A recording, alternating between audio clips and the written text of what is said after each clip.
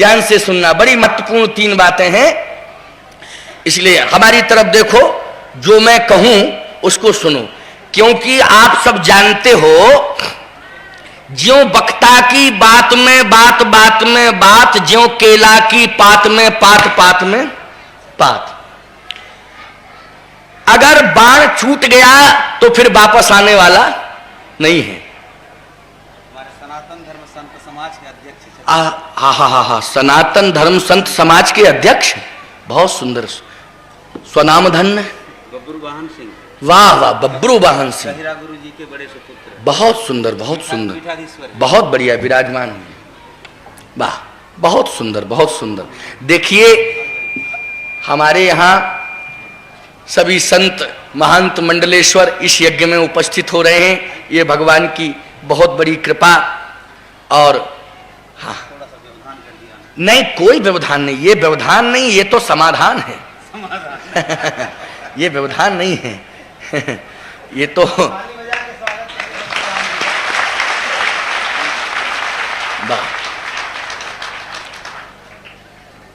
बहुत अच्छा, बहुत अच्छा। ये तो भारत साधु समाज का महाअधिवेशन हो गया है ना, भगवान की कृपा। अच्छा, तो मैं चर्चा कर रहा था, अच्छा कहाँ चर्चा चल रही थी बोलो? हाँ, 3 बातों पर विचार करना चाहिए। हमारे श्रोता बहुत बढ़िया हैं, जवाब एकदम बहुत अच्छा दे देते हैं तुरंत। तो मैं निवेदन कर रहा था 3 बातों पर विचार करना चाहिए, घर, वर और कुल। लेकिन महाराज श्री जनक ने इन तीनों पर विचार नहीं किया। साधारण बुद्धि रखने वाला व्यक्ति भी इन तीनों पर विचार करता है, लेकिन महाराज श्री जनक ब्रह्म ज्ञानी होने के बाद भी अपनी बेटी के विवाह में इन तीनों पर विचार नहीं कर रहे हैं। और बेटी भी सामान्य नहीं है, जगतोद्धारिणी, जगजीवनी, मोक्षदायिनी, भुवनेश्वरी आदि शक्ति, परा अंबा भूमजा, त्रिहुत नंदिनी, वैदेही जानकी। ऐसी जगत जननी जानकी के विवाह का निर्णय आज बिना विचार करके लिया जा रहा है। ये कितना बड़ा आश्चर्य है। लेकिन देखें आप ब्रह्मज्ञानी का निर्णय, उन्होंने घोषणा कर दी, सो पुरारी को दंड कठोरा,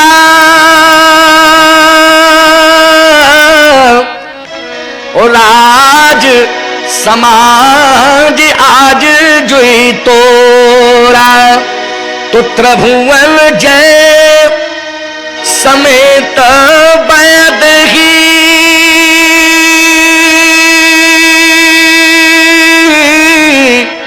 और बिनहि विचार बरे हटते ही, बिनहि विचार। जबकि विवाह में तो विचार करना ही चाहिए, हर स्थिति में विचार करना चाहिए। क्योंकि एक संत हुए, उन्होंने कहा बिना विचारे जो करें सो पाछे पछताए, और काम बिगाड़े आपनो जग में होत हंसाए। लेकिन ब्रह्मज्ञानी महाराज श्री जनक आज बेटी के विवाह में विचार ही नहीं कर रहे, बिना ही विचार बरे हटते ही।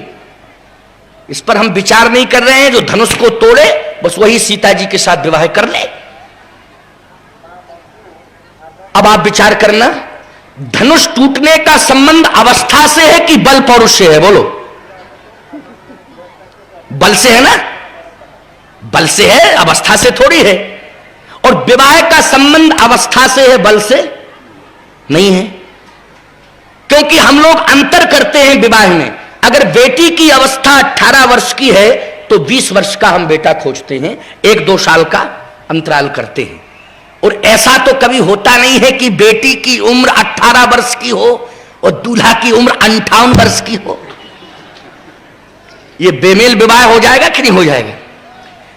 और विचार करना, जनक जी ने ज्यों ही ये घोषणा की कि बिना ही विचार बरे हटते ही सो पुरारी को दंड कठोरा, राज समाज आज जो ही तोड़ा, तो याद रखना 58, 60 और 70 साल के धनुष तोड़ने के लिए इकट्ठे हो गए। प्रमाण क्या है? कह दीप दीप के भूपति नाना, आए हैं सुन हम पन थाना। हमारे प्रण को सुनकर के सब आए। कौन आए? दीप दीप के भूपत नाना।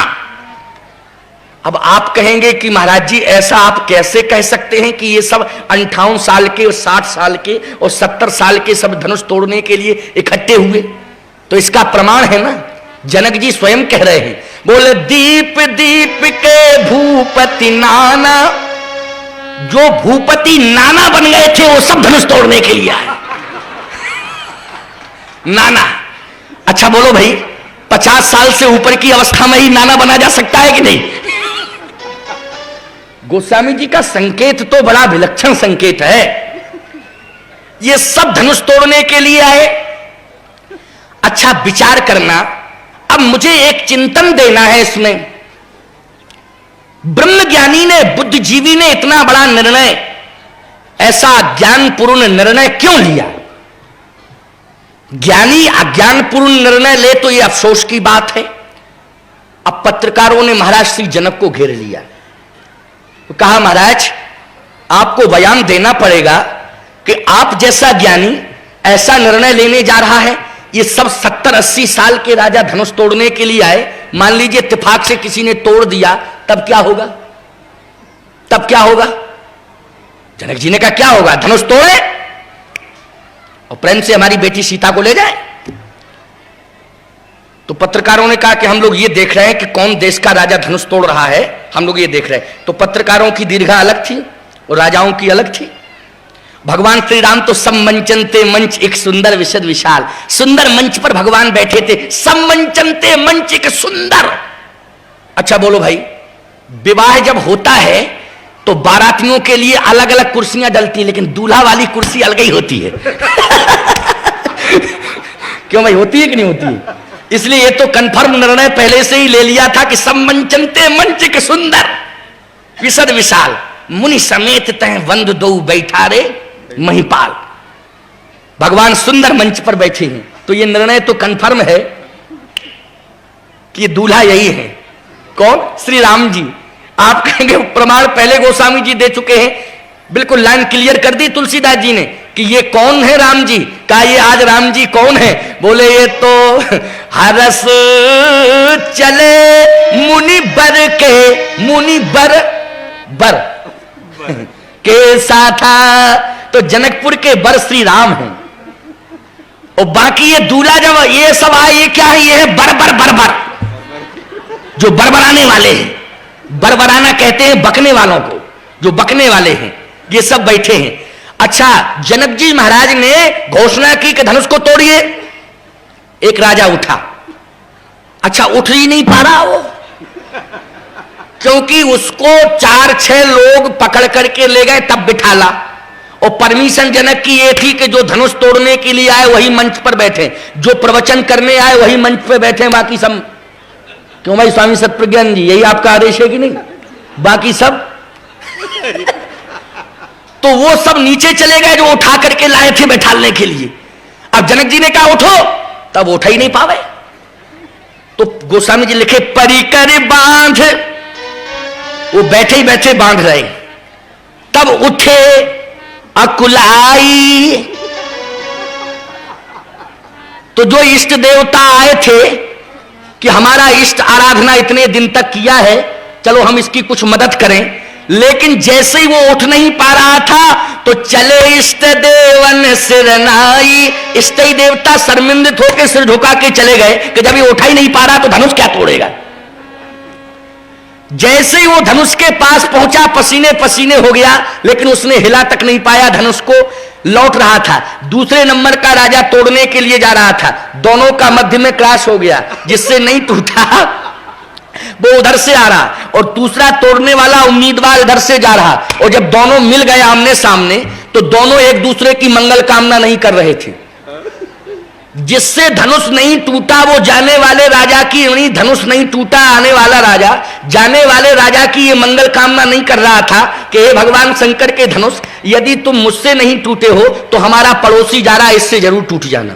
नहीं, वो ये कह रहा था हे शंकर जी के धनुष, यदि हमसे नहीं टूटे हो तो ये हमारा बगल वाला तोड़ने जा रहा है, इससे भी मत टूटना, हम आपको 10 किलो लड्डू का भोग लगाएंगे।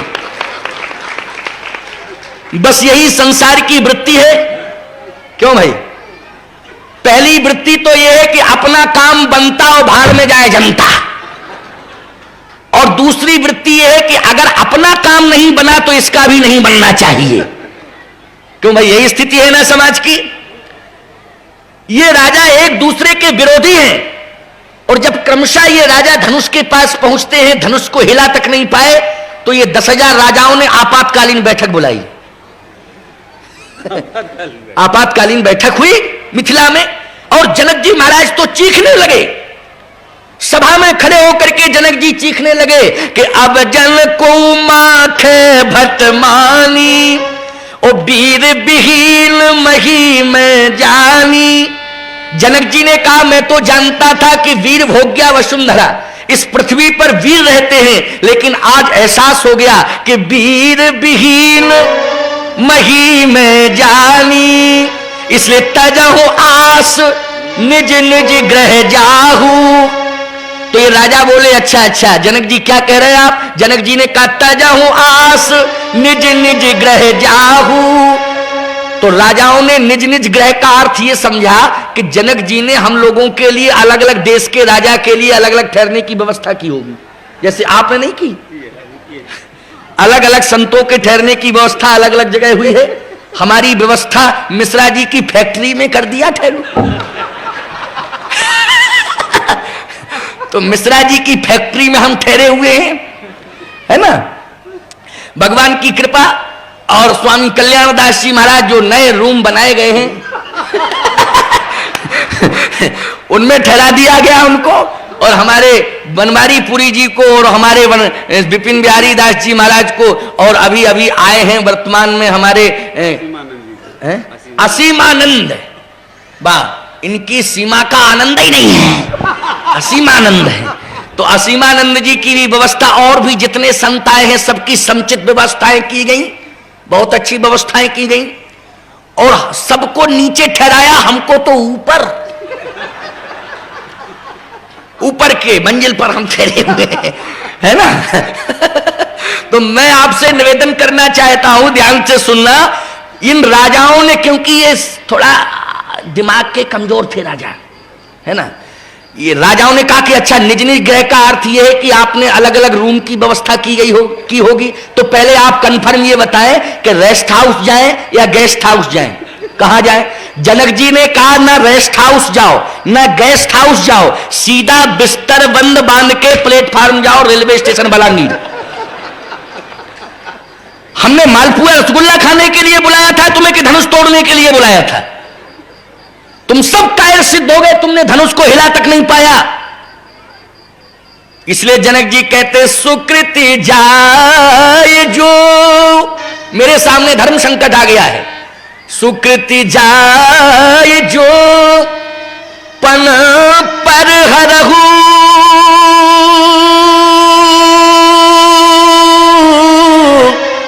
तो कुंवरी कुमारी रहे का करहू। आज मेरे सामने धर्म संकट है। जनक जी रोने लगे। जैसे महाराज श्री जनक रो रहे थे तो इन राजाओं ने कहा, रोने की कोई आवश्यकता नहीं, पहले हमारी क्लियर बात सुन लो। क्लियर। जनक जी ने कहा, तुम लोगों की बात हम सुनेंगे ही नहीं, लेकिन आज मैं चैलेंज करता हूं, पत्रकार भी सुन रहे थे, हमारा बयान है। क्या बयान है? कि वीर विहीन मही में जाए। लिखिए, नोट करिए। लक्ष्मण जी ने कहा, अगर किसी ने हिम्मत की पत्रकार ने लिखने की तो पूरे पत्रकारों की कलम तोड़ दूंगा। समझ लीजिए, अभी रिजल्ट आउट नहीं हुआ है। अब जनक जी महाराज जो भी बोल रहे हैं, मैं तो यह कहूंगा कि अपरिपक्व मस्तिष्क से निर्णय ले रहे हैं। क्यों भाई? जनक जी ने कैसे कह दिया इस बात को? अच्छा, लक्ष्मण जी महाराज की आंखें लाल हो गईं। अभी बयान नोट मत करना, क्योंकि अभी क्लियर पोजीशन नहीं है, थोड़ी देर में क्लियर होगा। कहा कैसे? लक्ष्मण जी महाराज की आंखें जैसे ही लाल हुई, लेकिन बोलना बंद, थोड़ा सा कह के चुप रह गए। अब सभा में सन्नाटा छा गया, इतना कह करके चुप रह गए। कुछ और भी तो बोलना चाहिए, तो फिर समाधान तो होना चाहिए, समाधान हुआ ही नहीं, बोल करके चुप रह गए। पत्रकारों ने कहा, छोटे ठाकुर लक्ष्मण कुमार कुछ तो बोल दीजिए आप। लक्ष्मण जी ने कहा कि हम बोल नहीं सकते। कहा क्यों नहीं बोल सकते? तो आप बोलना नहीं जानते? लक्ष्मण जी ने कहा इतना अच्छा बोलना जानता हूं लेकिन अभी नहीं बोल सकता हूं। कहा क्यों नहीं बोल सकते हो? लक्ष्मण जी ने कहा इसलिए नहीं बोल सकता हूं क्योंकि कह न सकत रघुबीर डर लगे बचन जनुबान। बड़े भैया राम बगल में बैठे, हम बोले तो कैसे बोले? जब तक ये कह नहीं देंगे, आज्ञा नहीं देंगे बोलने के लिए, तब तक हम बोल नहीं सकते। सतप्रज्ञानंद जी जब तक कहने के लिए, बोलने के लिए नहीं कहेंगे, हम लोग कैसे बोलेंगे? बोलो भाई। जब ये कह देते स्वामी जी अब बोलिए, तो ऑन ऑफ वाला स्विच इनके हाथ में है ना? और जब इनका इशारा हो जाता तो बंद करना पड़ता है भाई। बंद करना पड़ता कि नहीं? हमारे विपिन बिहारी दास जी महाराज तो नॉन स्टॉप थे, लेकिन फिर भी स्टॉप हो गया है नहीं? करना पड़ा नहीं? तो ये स्वामी सत प्रज्ञानंद जी का पावर है। तो मैं आपसे निवेदन करना चाहता हूं, लक्ष्मण जी भी कहते बोलना तो बहुत अच्छा जानता हूं, लेकिन मैं इसलिए नहीं बोल सकता हूं क्योंकि कह न सकत रघुबीर डर लगे बचन जनबान।